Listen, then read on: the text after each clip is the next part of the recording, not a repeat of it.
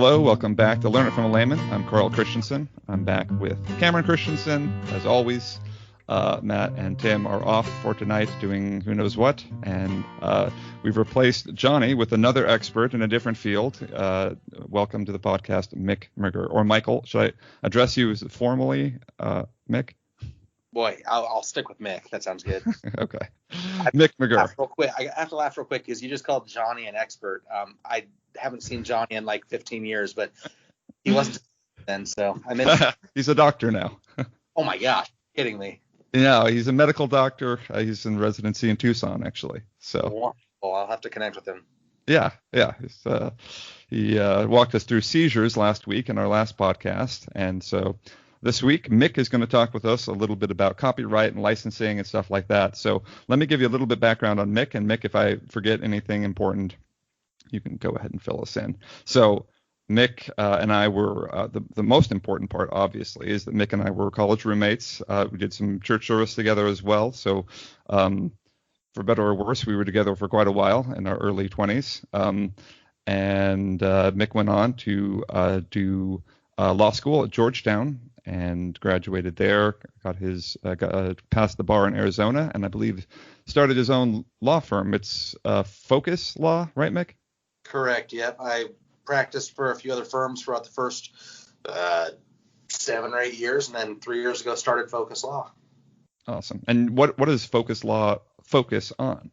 So primarily focused on small to mid-sized businesses, kind of emerging businesses, folks who are looking to grow and move forward. We try to be kind of strategic in our representation of people. We're not looking for folks who are just looking to kind of stay stagnant. We're looking for folks who are on the upswing. And because of that, we are a law firm. We do everything from entity formation right on through to litigation, M&A work, but really kind of focused primarily on small to mid-sized growing businesses. That's where we want to be. And our relationship is a little different with our clients than your typical law firm, because we end up kind of being part of the trusted team and doing that. And as part of that whole process, we do some copyright and trademark work. So forgive my lack of expertise, which is kind of what the whole podcast is about. But when you have your law license, your practice to your whatever it is, your law to, I don't know what it's called. You pass the bar in Arizona, but you can do business with companies in all across the world, or are they just businesses based in Arizona? So you're really primarily bound to practice law wherever you happen to be licensed. I'm personally licensed in Arizona. We also have a couple attorneys in the firm who are licensed in California as well. So we practice throughout Arizona and California. And then we also have clients who have a presence in Arizona or California and have work in other states. And so to some limited extent, we, deal with matters kind of throughout the United States. And when necessary, we have local counsel in those other states who are able to step in the role of the licensed attorney in that state when necessary. Okay. Interesting. Things I did not know. So let's add it to the long list. Okay, let's. Did I forget any other important things? I guess very importantly, you played golf in college, so that's important. I did that, yeah, and I'm still a lot better at golf than you. So. Well, that's most people and some small children. All right, so. Yeah. Doesn't take much. No, I think some animals probably could outperform me. Trained monkey for sure. So. I would put money on my dog, and he's never swung a club. He wouldn't need to. Yeah. Right. Okay. So that's my golf game. All right. So I think those cover the important the parts of Mick's career, or not. But all right. Let's start with some questions about. So I guess the impetus, the idea behind this podcast here is a lot of people out there either have, for example, a podcast or have their own YouTube channel or want to start their own business, and they have a lot of questions about what to do to start. Like, if you're starting a YouTube channel, you need some music, you need an image, you need some artwork, and what can you use out there? What's available? So as far as let's, I guess, take a YouTube video, for example, if people are using clips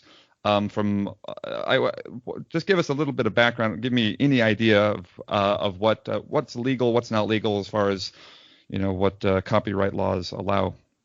Sure. So let's start super high level and just kind of work through definitions and where all this stuff is rooted in the law and in U.S. history. Okay. So big, broad net is intellectual property. Intellectual property is more or less anything that you put your thought and effort and time and mind into to create something. It covers all the different areas: copyrights, trademarks, patents. It goes over all those things. And we'll talk a little bit about what the difference between those things are further along. But that's the broad field. Intellectual property is kind of covering everything that is generated by the mind. Okay. If we go then from intellectual property, let's talk about copyright. Well, copyright is founded in the U.S. Constitution. Article 1, Section 8, I believe, provides more or less that Congress shall have the power to promote the progress of science and arts by securing to the authors and their inventors the right to their respective writings and discoveries. What it really looks like is, even in the Constitution, they said, let's make sure that people have a reason to be ingenuitous. And that's not the right word for it, but to exercise their mental faculties to create something great. So was copyright infringement and trademark issues, did those pre-exist, I guess, the American Constitution then? Did they already know that this was an issue? Actually dates way back into the British system.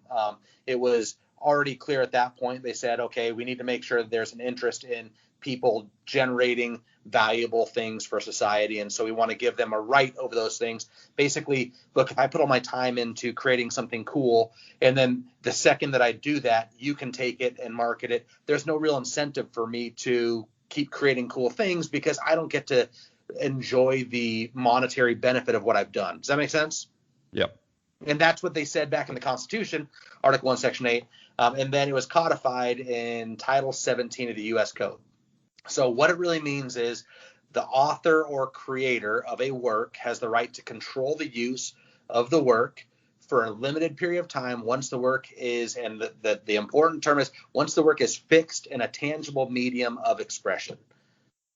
Why? Well, they wanted to protect the work, but also to create or to encourage creativity and ingenuity. It affixes a value to creation. Basically, it says, okay, if you've got a good mind, you can now profit from the things you generate by your mind without having to worry about somebody else taking that. Real quick then, just, dirty details. How long is a copyright?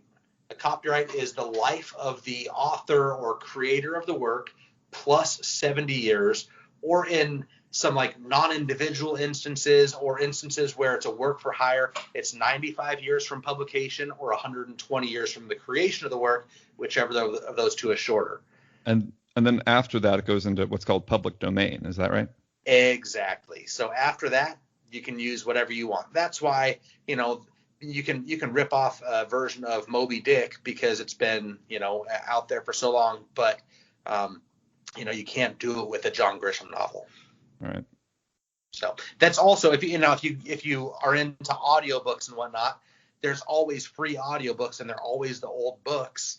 The reason for that is they've already exceeded that 70 years after the life of the author. Whereas in order to get, the newest, latest books, you have to be on something like Scribd or one of those that, you pay a decent amount per month in order to be able to access those books.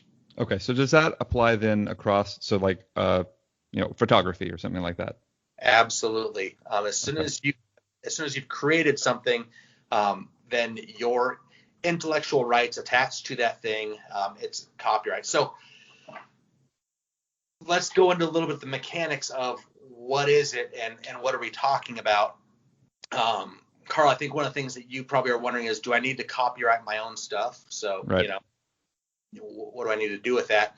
Well, the term copyright really just attaches to anything that's created and put out there into a fixed medium.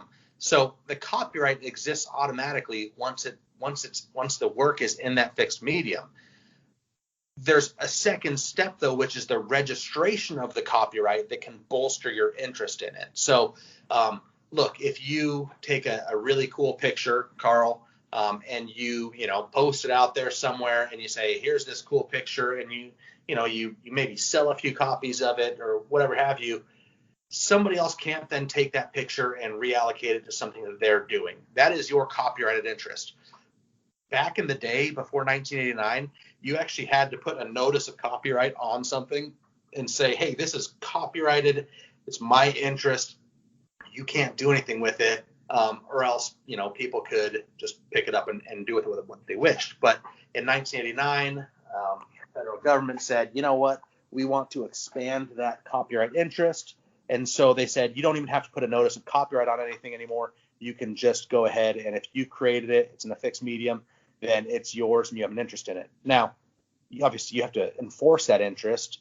It's not worth much if you don't do anything with it. But once you've created something, whatever it happens to be, and really kind of the list of what those things are, do you want to go through that and kind of talk about what is copyrightable? Is that something that you want to discuss, or no real interest in that?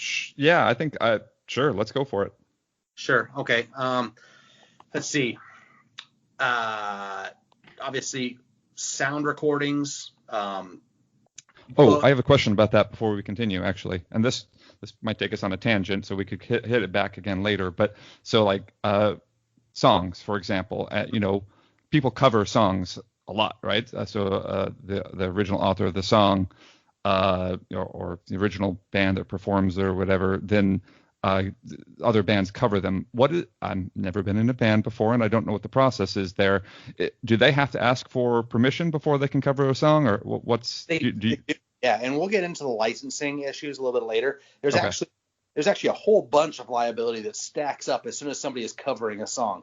There's not just liability for the band if they haven't gotten a license, but also for the venue that's allowing them to play that. And we can talk about that. It's an interesting little thing that happens to several of my clients that have bars or venues where people come to and they have music playing. There's liability just in having that music playing if you haven't gone the correct steps to preserve a license for you to be able to share the music. So yeah, good question. But cover bands are a substantial problem if not done properly. So Sure. Songs, music, all that sort of thing. Also performing arts. Probably didn't think too much about the idea of like copywriting a dance, but teaching somebody how to Dougie has some legal liability that attaches to it. I don't know if you remember that song, but Sure. Not something that you can just perform in a way that is going to derive profit for you, because most likely that dance move itself was actually copyrighted, because as soon as, I don't even know who sang Teach Me How to Dougie, but as soon as he realized how valuable that dance move was, if he was smart, if he had a good attorney around, that attorney was like, let's register this copyright. Copyright exists as soon as he did it, but then let's register this copyright so that we can make sure that you are able to derive all the profits from it. So okay, so another question about that then, I guess. So the there have to be some minimum standards for how complex something is to copyright it, right? Like I can't copyright a word, can I?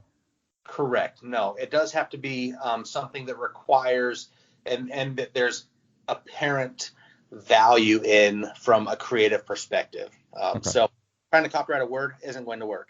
We can talk a little bit later, or we can talk about it now. Let's just do it now. Let's get out of the way. Trademark versus copyright. Yeah. Carl, I'm going to put you on the spot. Is Just Do It, is that trademark or copyright? I'm going to guess trademark. Why are you guessing that? I don't know. Dark? Yeah, no, that's great. So trademark is the identifier of a brand, right? So it is a brand name. It is a slogan, a motto, a logo, the Nike swoosh, all those things. Those are all trademark because they identify the business. Copyright protects a creative work, a sound recording, an image, a work of art, performing arts. So the difference is, if you think about something, are you trying to identify what the business is? And if you're trying to identify a business or a group or something like that, it's going to be on the trademark side. If you are trying to protect a creative work, then it's going to be on the other side. Now, you asked about the complexity necessary in order to create a copyright. Well, a copyright, when you apply for a copyright, it goes to the USPTO office or the copyright. I can't remember who the actual administrative body is that reviews them. I know that it's copyright.gov is where you're able to do all the applications. But in any case, it goes to them, and somebody's going to look at it and say, is there actually a copyrightable interest here? Before you even get started on it, you should probably look and see, has somebody else copyrighted this identical thing first? Because you can't double up on the copyright interest. But when you're getting into the process of doing what we were discussing, the registration, you want to look and see, okay, are there other things that are identical to this that have been protected? And is there actually some protectable interest here? I don't know if you've seen any of the, I'm trying to think of what it was. I believe, was it LeBron James and his goofy Taco Tuesday thing? Do you see any of that, John? Okay, that does sound familiar. Yeah. So I don't recall whether it was and I'm trying to think now which one he would even try to qualify that as. Clearly, he is not the inventor of the phrase Tuesday. Okay. But I think that he was trying to attach it somehow to, he obviously wanted to make money off of people saying Taco Tuesday. And so he tried to create either a trademark or a copyright interest there. That's an interesting one to think about because it's not really a creative, it's not a work of creation, right? He didn't create it or anything else. So I'm guessing it has something to do with his brand and him wanting to attach Taco Tuesday to his brand. Maybe it's the way that he was saying it or the colors that it was written in, something to that effect. That would make more sense as a trademark. Like we talked about, just do it. Boy, what are some car trademarks that you can think of? I'm trying to think of some myself. It's the Dodge Ram. Dodge Ram, yeah. Chevy had Like a Rock, if you remember that. Oh, right. America. Those are trademarks that they're attaching to them. Whereas, a song or a poem would be something that would be copyrightable versus just that identifier for a brand. So it sounds to me like the work to get something trademarked or copyrighted probably goes beyond the ability of a general layman, right? So would I need to get legal help in actually filling out if I want to go through the steps of copywriting something? So yes or no. It depends on how lay of a layman you are. Realistically, I think that most folks could get on to copyright.gov and kind of go through the basic filing. Copyright.gov is actually going to be a little simpler to me than going through the process of getting a trademark done. The trademark requires that you, frankly, a trademark is just awfully annoying because once you've spelled out, okay, look, I just want to trademark this name. Say you, I was dealing with a rapper recently, and they wanted to set up a record label and a rapper name, and so they want to protect those things. And the amount of layers that you have to go through to protect the trademark, you don't want to just protect your trademark in entertainment industry, but you also want to protect your trademark for use in the generating of merchandise, hats, T-shirts, all those other things, right? And so in the process of registering a trademark, you have to be able to know kind of what all the areas are that you want to protect it in. Because if you only protect it, say you're a rapper and you only protect your rap name with regards to, studio recording, well, somebody else then could use your identical rap name for live performance, and you wouldn't have an interest in protecting against their use as a live performer because you only protect it as a studio recording artist. Does that make sense? I mean, I guess the way you explained it makes sense. It's from a layman like myself. That sounds like something I need legal counsel in order to understand what. I apologize to finish up my thought there. For trademarking, I think trademarking probably requires a bit more expertise and insight than does copywriting. Copywriting, first of all, like we talked about, copyright is attaches immediately to a creative work. So the second that you publish your creative work or put your creative work into a fixed medium, the copyright already exists. So you don't have to go out and register your copyright right away, which is the process of going on to copyright.gov and filling in their forms and whatnot. registering a copyright is actually pretty simple. What you do is you go on there, you give them a pretty good description of what it is that you're trying to copyright. So, you explain, look, I created an album, a song album or a recording album, and it's called, a bunch of symbols by Led Zeppelin, right? And so you now have this album, and you actually submit to them a copy of the album that they're going to keep on file so that they have all the music and everything else that's in there. And so if somebody else comes along and tries to record or tries to copyright an interest in a Led Zeppelin song, they're able to go back and say, okay, well, look, we already have this band in here called Led Zeppelin, and boy, that song sounds the same. They're going to compare the two and say, yeah, we're not going to grant you this copyright. Or if somebody then, goes to add a Led Zeppelin song to their podcast, Led Zeppelin, if they hear it, can say, hey, hold on a second, we have a copyright to that, you can't use it, and they can prevent that infringement. So copywriting is a little simpler. It's also pretty cheap, whereas with trademarking, you can end up just in filing fees to the Patent and Trade Office, you can end up several $1,000s in because you pay for each market segment that you're trying to protect it in. With a copyright, I believe the basic filing fee starts at like $45, and they've made the application, the online application, fairly user-friendly and straightforward. If you can describe what it is that you created and why it's unique and why there was creative faculty in it, and you can submit to them an actual copy of what it is that you're trying to protect, you're probably going to have some success in getting your copyright protected. So copywriting, a little easier, trademarking, a bit more difficult. So the amount that you said, so for example, in a podcast, if I were to play a song, any portion of that song is also copyrighted, right? Like I couldn't just play a 5-second clip, or what are the laws about that? You're right on that. So as far as looking at infringement goes and the extent of the infringement, they're going to look at it and say, okay, well, did you just use a tiny segment of it? And is that really going to the thrust of the work itself? And if you only used a small segment of it and it was hard to even identify what song it was coming from, the infringement liability for you might be a bit more limited. But overall, if somebody has a copyright interest in a whole song, they have a copyright interest also in every segment of that song. The entirety of it is theirs. So real quick, then let's jump to something like YouTube. Say you want to go on YouTube, you want to have an introduction music to the video that you're doing. YouTube is kind of cool. It's an easy example because YouTube actually has this music policy that if you go in, you're creating a video and you say, okay, look, I want to use Ramble On by Led Zeppelin as part of my video, you can type in Ramble On by Led Zeppelin, and the YouTube music policy will tell you what license is available for you to be able to use that in your video. Oh, that's really nice.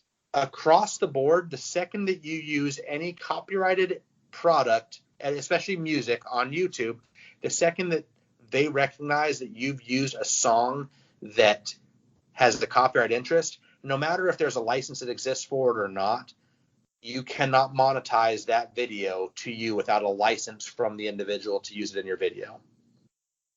Okay. So something to keep in mind is don't start throwing a bunch of songs into YouTube videos because if you're intending to monetize the channel, because those videos will not be monetizable for the user or for the creator.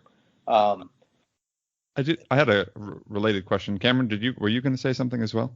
Well, yeah, I was going to say I think Vanilla Ice ran into one of that issue with one of his songs that people say he blatantly stole from another band, but I think he had like one note different in it, and that's how he got away with it. So interestingly, yeah, first of all, I don't think Vanilla Ice took his own advice and stopped, collaborated, and listened. But the issue, and you see that pop up all the time. I think there's some newer, I know he's like a redheaded younger recording artist from maybe Great Britain or something like that, or England, who has run into, I can't remember what his name is, but he's got some real popular songs. If you, and this is where it goes into, okay, to what extent did you use this other person's music? you'll hear a lot of times where the same beat is used in a different song. Oftentimes what they've done is they've gone to the original recording artist and said, hey, can we, use that segment of your song in this new one? And the original recording artist will grant a license to them saying, sure, you can. And you can use it for these purposes. And guess what? You're going to compensate us for your use of our music in it. If you just take that beat, or if you, piggyback off of the creative interest of that original artist and put it in yours without any license, Vanilla Ice probably ran into a bit. I'm trying to think of what song it was. I think it was Under Pressure was the song that he ripped from, right? Yeah. Yeah. So if he didn't have a license to that, it sounded very similar, and you run the risk of being tied up. Now, we're talking about creative juices, right? And so if he can show, hey, look, I've never heard, which is hard to imagine, if he can say, I never heard Under Pressure before when I was doing Ice Ice Baby, and he can actually prove that, then he could probably rely on the fact that he didn't violate that copyright, and he just happened to come to something very similar by means of his own creative interest. Yeah, that's a question for me as well, because and I'm sure in the music industry, especially with thousands of bands, people recording all the time now, you're going to get songs that sound very similar. I mean, there's a song about how all the songs have the same chord structure, right?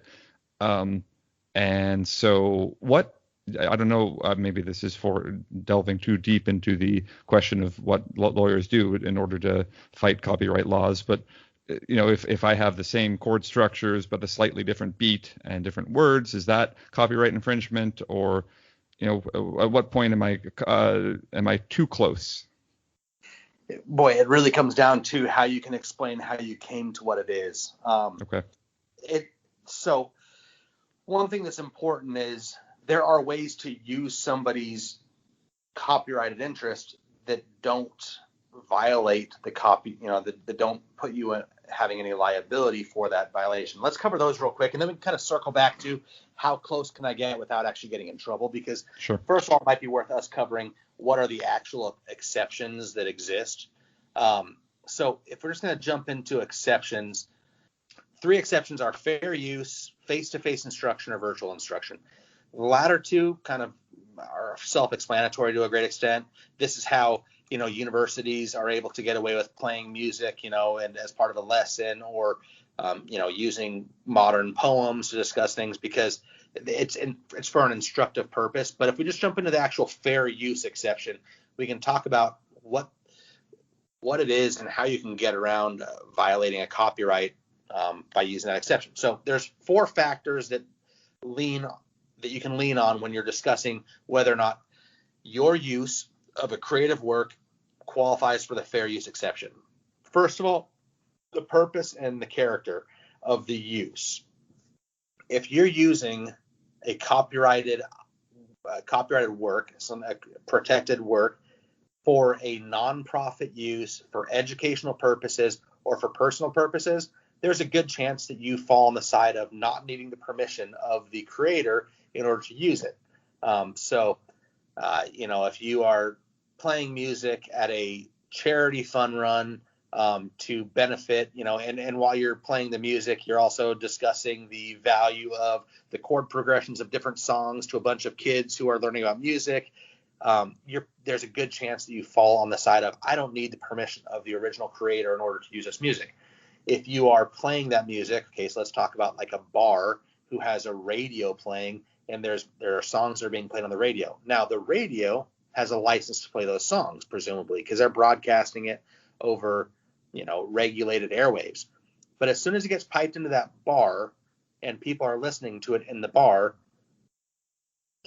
is profiting from the fact that they're using that creator's work of art. Don't you agree? Yeah.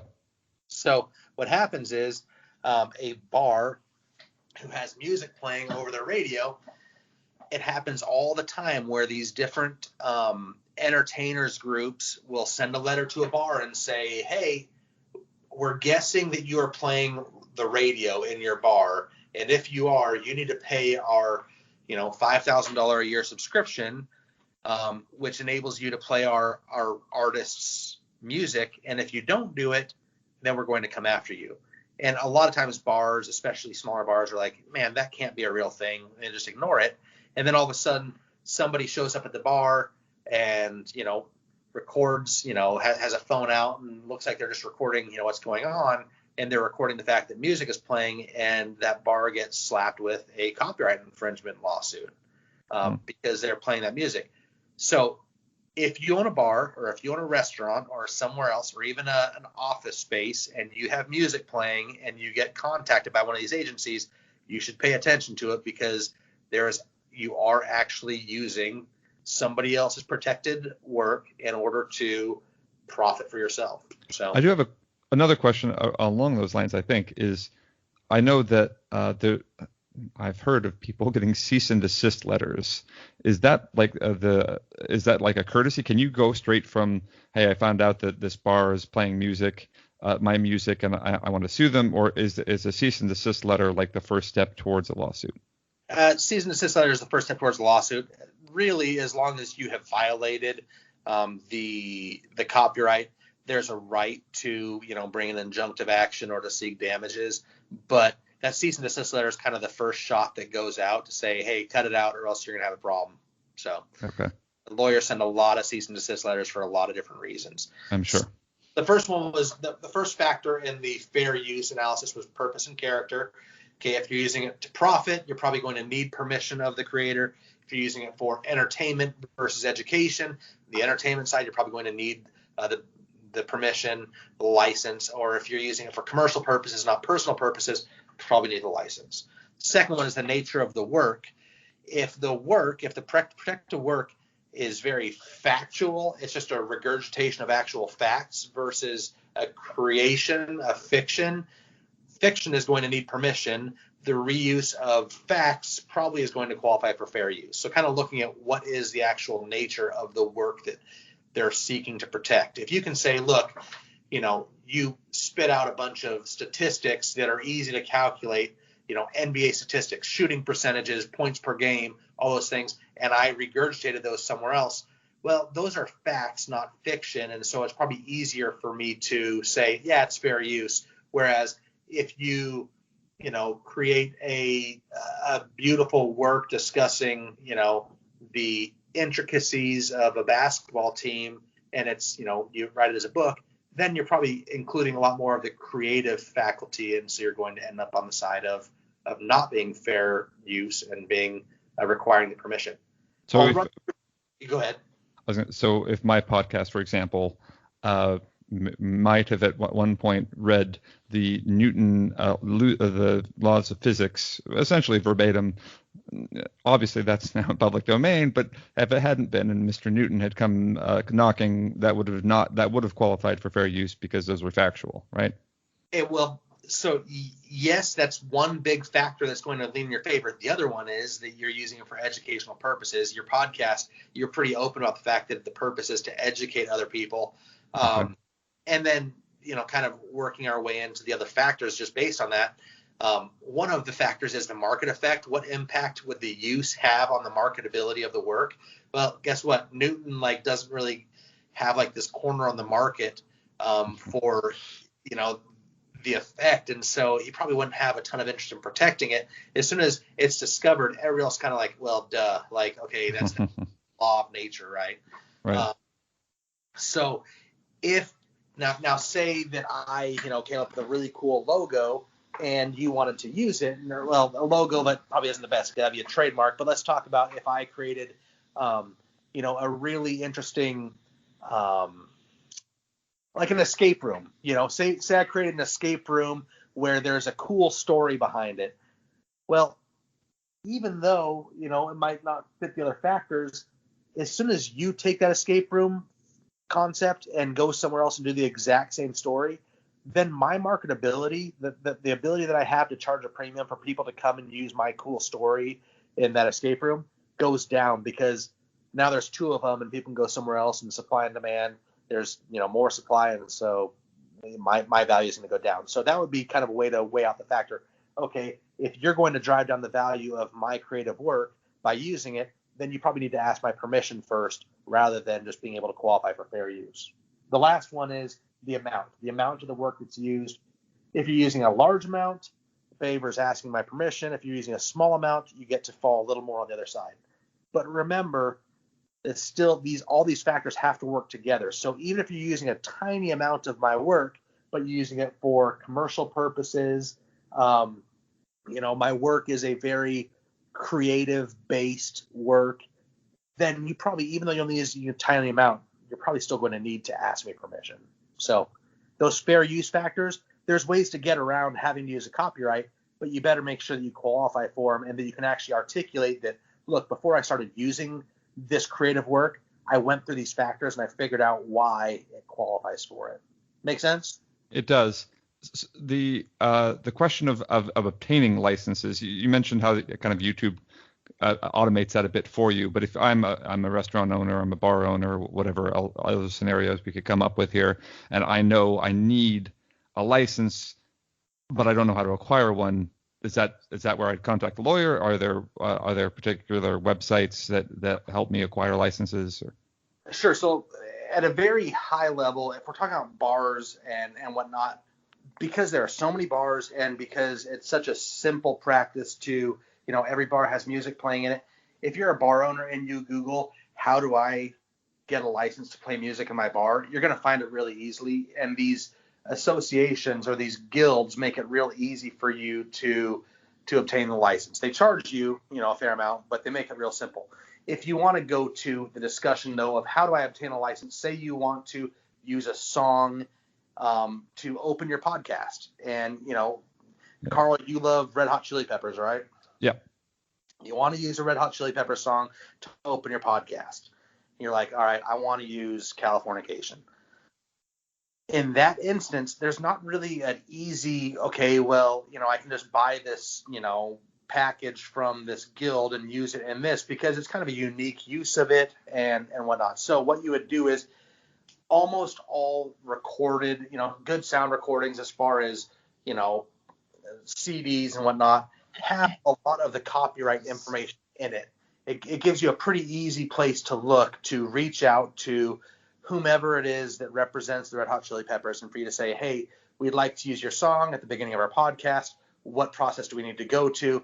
And most likely they're going to say, you know what, we have a package for that. If you want to use the song, it's $500, per month or per episode or whatever their number is. And they're going to send you over a license that says you have this limited use license. It's not exclusive. So you can think through where exclusive versus not exclusive in licensing would be important.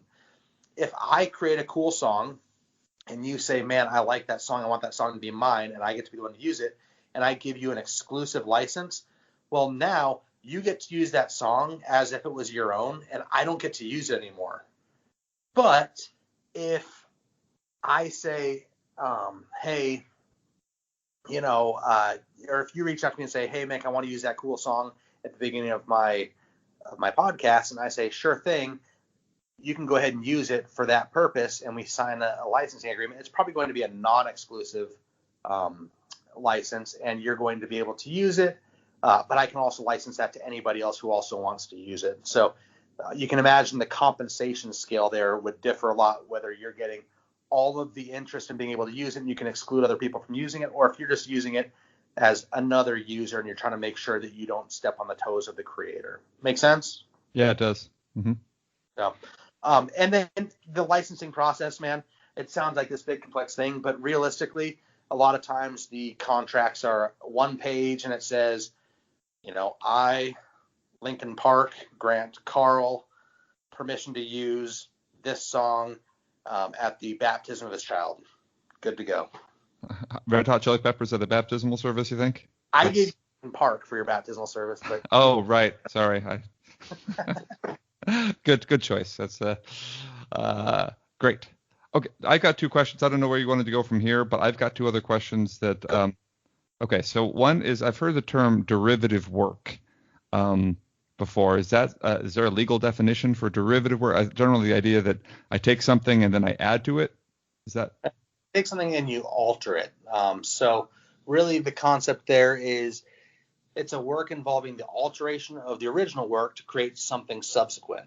The easiest thing I can explain is say the movie Titanic comes out and I want to do a running critique of the movie Titanic. And so I have a recording of the movie Titanic, and then I have a voiceover where I say, boy, they're really dumb. They should have seen that iceberg coming. And everybody laughs at the fact that I said that, right? And Yeah. boy, everybody should be up in lawn chairs because you're all going to die anyway. We could go through that whole process, and I could create a derivative work.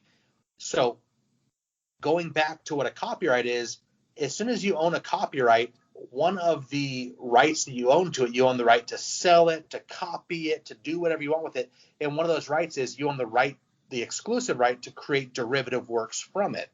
So if I write a great movie and you want to create a derivative work, you can't just go out and chop up my movie and put segments of it in your critique of my movie. You have to reach out to me and say, Mick, I would like to do a derivative work of your movie. Do I have your permission to? Same thing with the song. Also, it could be as simple as, sampling from a song and remixing it and everything else. You should be getting the permission of the original artist before you start tweaking or changing or adding to their work. Even down to, say there's a famous painting that's, been done in the last few years, and you want to go and add, Barbie riding on this famous painting of a whale.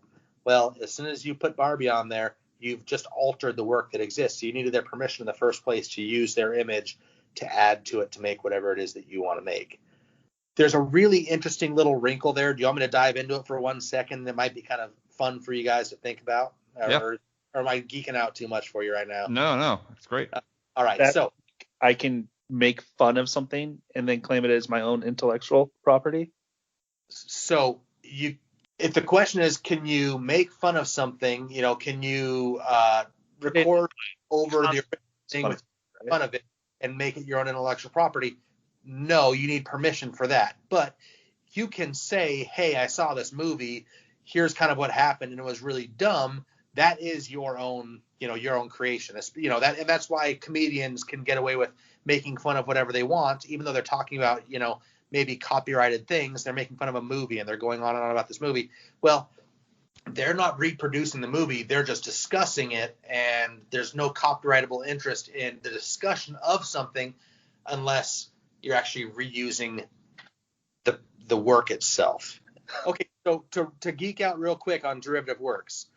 So suppose that, Carl, you write a great song, and I say, okay, I want to do a remix of your song. Will you grant me a license to create a derivative work of the song that you wrote? You say, sure thing, go for it. So I get to work on creating my derivative work. I'm remixing, whatever song it is that you wrote, and you then revoke the license that you gave me. You say, okay, you no longer have the right to that. But I've already created, and remember, copyright occurs when you publish it into a fixed medium. So as soon as I have gotten my derivative work to some final state, you revoke your license. Because I created that derivative work, I get to keep, and I have a copyrightable interest in that work now. You don't get to say, okay, well, you created your derivative work and now I get to take that derivative work back. No, I actually have a copyrightable interest in that song to the extent that I created derivative work over it.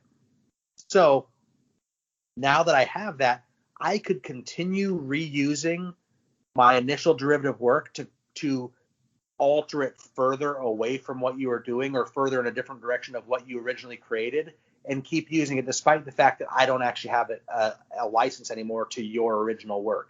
Once I've created derivative work, I get to be the one that continues to control the outcome of that. So maybe the easiest way to explain that would be, say you wrote a book, you came to me or I came to you and said, hey, I'd like to make a movie about your book. You grant me a license, and I say, okay, cool, I'm making it.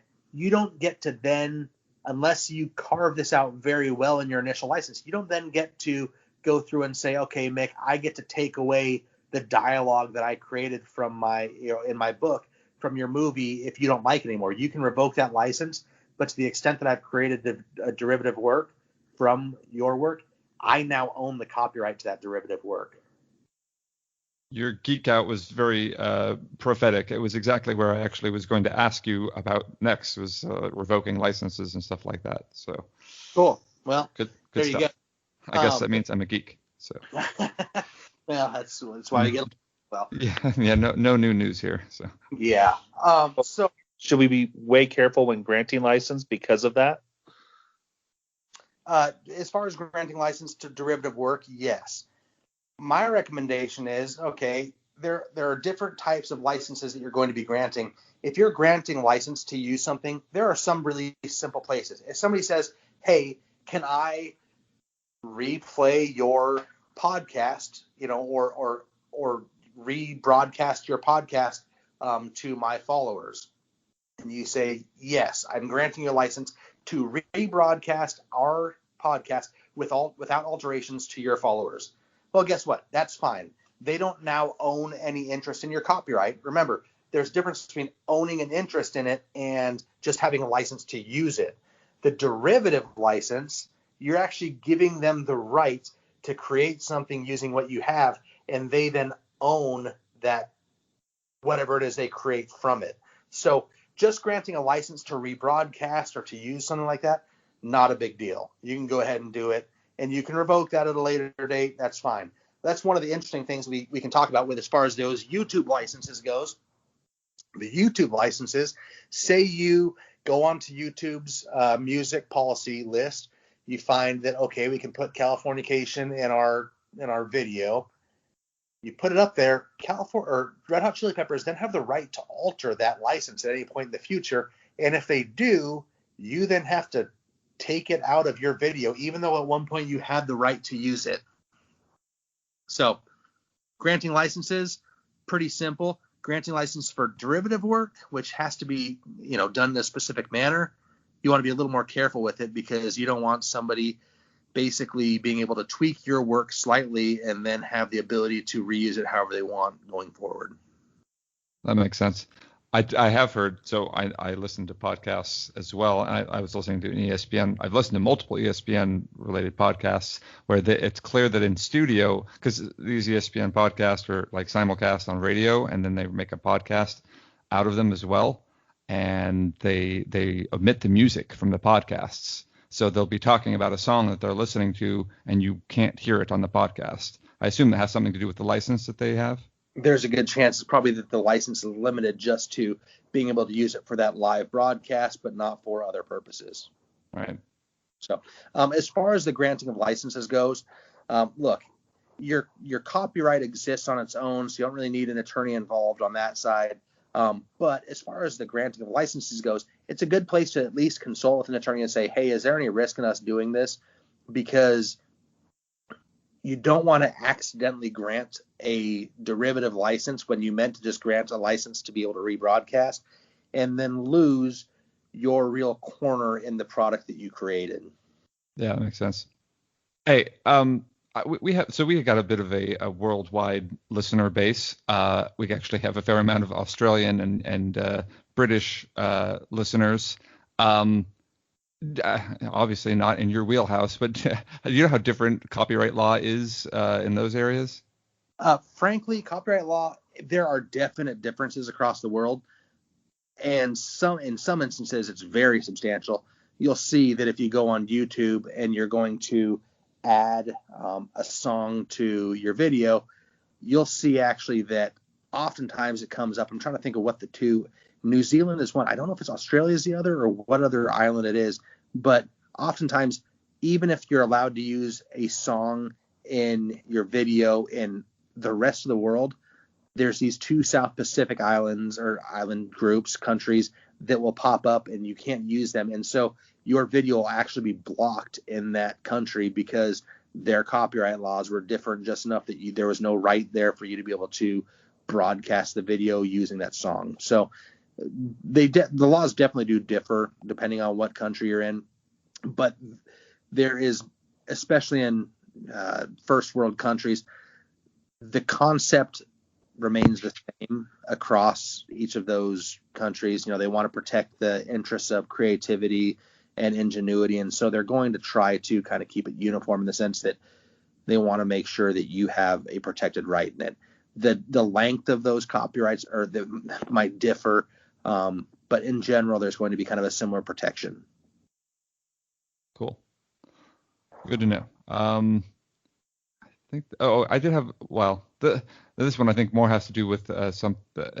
I hear sometimes in once again podcasts on the radio or something they'll say, or if they play a clip on TV and they'll say that was courtesy of such and such a station, or all rights are owned by so and so. What kind of license is that? The kind of license that they get, or I don't know what that is. Yeah, so oftentimes those attributions are something that's required as part of the license that's granted. There's also just kind of this, it's a best practice. You want to give credit to whoever it is. I know that, at the beginning of, I think it's the Bill Simmons podcast, he always plays the same song and he says, well, that was Pearl Jam, I think it was. And, brought to us by just the fact that you're, crediting back is kind of a polite thing to do, but also in many licenses, you are required to actually credit to the creator the work. There are other licenses, especially with images now. It's real easy if you are creating photography or whatever else. If you ever go online and you look for stock photos, there are different websites that have their own licenses built in. They say you can use this as long as you, give an attribution or, credit to the creator. There are others where there's kind of put out and they say, hey, you know what? You don't need to credit them. You don't need any license to use this picture or anything else. But, this is who did it. And so they're hoping that by you enjoying using their stock photos, they might gain some traction. You might reach back out to them. But that's one big thing. Everybody on here, if you have websites, if you have your own business and you're putting, pictures in places, whatever it happens to be, you should be paying attention to where it is that you're getting your pictures and whether or not there might be a license required. Even if you just find a picture on Google and you say, man, that's a beautiful picture of San Diego. I want to hang it on my wall or I want to put it on my website. Even if there's no artist listed there or no photographer listed as to who created it, it's your obligation to figure out who created it and to ask permission in order to be able to do it. Otherwise, you run the risk of being hit with a copyright strike, or on YouTube, you run the risk of, you run the risk of being copyright infringement. On YouTube, you run the risk of getting hit with the copyright strike, which can, damage your channel and that sort of thing. So it's the obligation of the user to figure out who it is they need to ask for permission in order to use it. Good to know. Well, so one more question from me before I ask if Cameron and Tim, who's joined us now, also have any questions. So I know you said that your law firm focuses on small to mid-sized businesses and helps them in lots of different ways. I would imagine this type of stuff among those. A lot of YouTube channels, a lot of podcasts are kind of created in a very small environment. Either an individual who's just trying to get a side gig going or something like that, essentially not making a lot of money off of it. Lawyers cost a lot of money. Is there like a way to kind of a pay per need? What's the business model that someone I'm not making any money off this podcast, just so I'm very clear. So, but for those that are trying to monetize, what options do I have to acquire legal services with a pretty limited budget? Sure. So first of all, look, internet lawyering is a bad move, right? Like, don't think that you're a lawyer just because you read on the internet that you can do this or that. But on a small scale, as you're getting started, if the budget is very limited, my recommendation is to read a lot of articles. There are a lot of articles on that you can Google, published by law firms like mine, that give a pretty good description of kind of some of the pitfalls that you might be looking for as you're getting started up. What's the saying? An ounce of precaution is worth a pound of cure. As soon as possible, at least form a relationship with an attorney who Sure, you might not be engaging them to do all of your copywriting and everything else, but at the very least, somebody that you know that you can reach out to and ask a question to. Our firm really prides ourselves on the fact that, look, I can't give my services away all day, but I answer a lot of questions, especially, when it's not explicit legal advice, but more just a discussion, because the expectation is that, look, if I take care of you right now with questions that you might have, there's a good chance that when you do, gradually grow and you have a legal budget, we'll be able to work together down the line. So there's that. There's also firms like mine, and it's something that we're actually working through right now, is trying to kind of disrupt the classic legal fee model. Oftentimes legal fees have been, you pay per tenth of an hour increment to me, and my hourly rate is, this astronomical number. Well, guess what? We're now working on putting together packages of services that are easy for you to be able to figure out exactly what the end cost is. If it's a copywriting matter, we're able to discuss, okay, for this amount, you get this package, and these are the services that you can acquire. And then it makes it easier for you to be able to kind of figure out, okay, this is how we need to budget in order to be able to afford having the representation that we need. Unfortunately, with copyright matters and the like, there isn't a lot of indigent legal services, because the expectation is if you're worried about copywriting, you're probably doing something, going to generate some profit for you. And so, sure, the lawyers are going to try to dip their hands in your pocket as well. But, so indigent legal services, you're going to have a lot of, eviction attorneys who, on the other side, they're representing the tenants. You're going to have a lot of folks, willing to step up, for criminal defense and that sort of thing. There's not such a big market of that for copyright and trademark, because the expectation is, hey, look, if you have something that's valuable enough to copyright a trademark, you also realize the value in protecting it. And so, you'll pay for it. Right. Yeah. But there are firms. There are more progressive firms like mine that are moving away from the traditional big law model of, I'm going to bill you hourly for everything I possibly can, to, hey, look, you know what? We'll help you out when you're at a small scale in order to be able to continue to help you as you develop and as your legal needs grow, and the profitability for us also increases as it goes along. Yeah, that makes a lot of sense.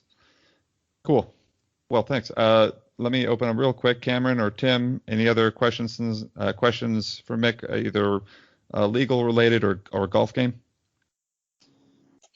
I need a lot of help with my golf game. I'm even worse than Carl, so.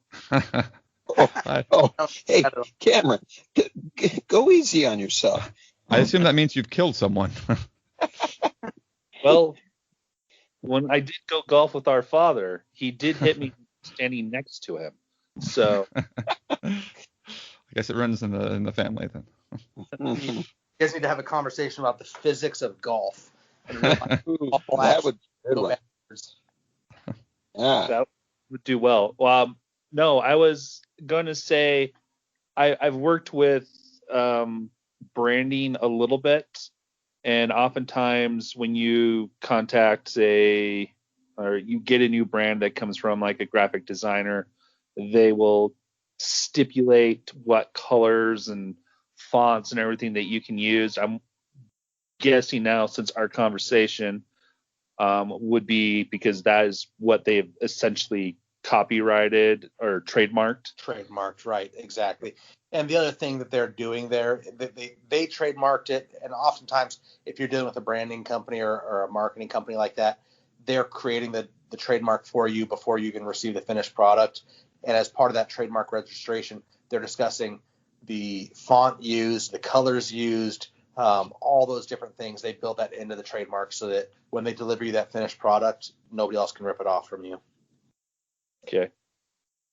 That's guessing, because like some of the stuff I was like, man, I just really don't like this color, but then I'm like, it's like one of 7 colors that we can use. So.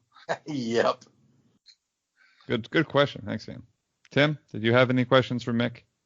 Yeah, I got one question here. So with the current kind of lockdown situation, a lot of schools are in hybrid or full online mode, and so teachers are creating a lot of online content.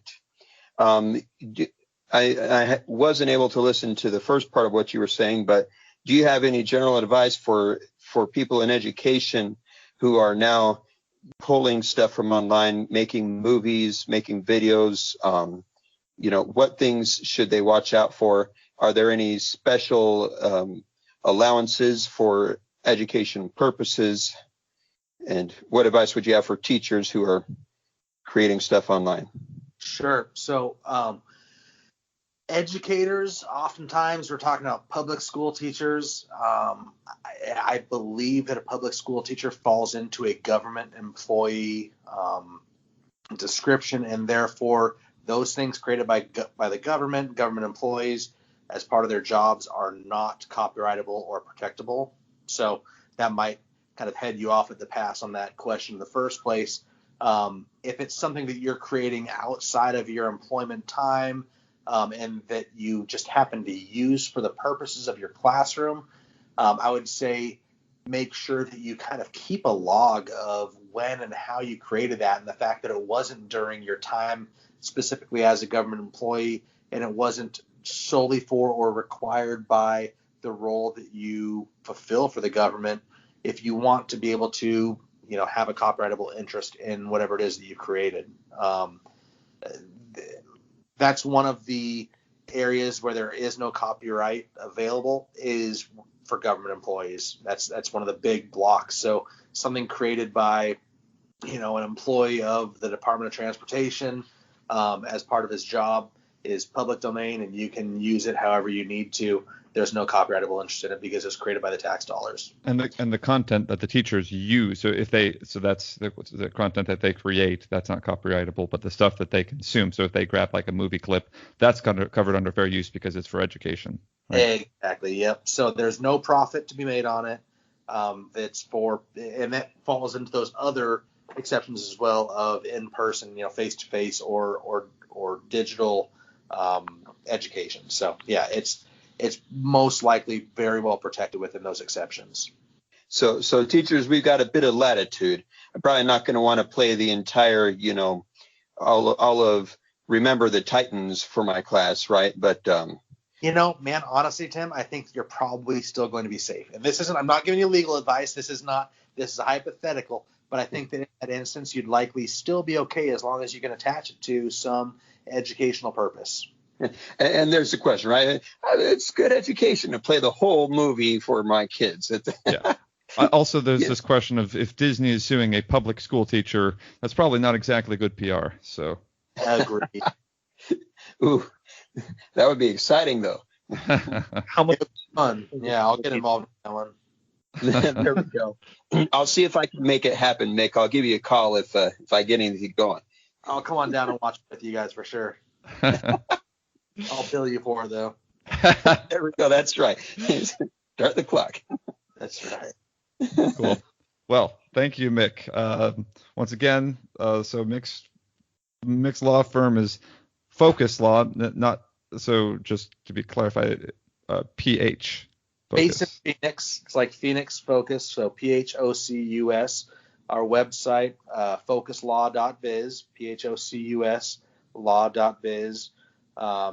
Feel free to reach out to me if you have any questions or if I can help you with anything. Mick at Focus Companies, MICK at focuscompanies.com. And my office number is 602-457-2191. We represent folks throughout Arizona and California, so cool. Pretty wide range of who we can assist. Awesome. Well, I appreciate it, Mick. I'm going to go pull down a number of my – just kidding. I'm not pulling down anything from my podcast. I didn't do anything illegal. I didn't. Good. Nothing that can be proven. That's right. Anyway, great. Well, we'll sign off here, and we'll see you back again next podcast. All right. Thanks, gents.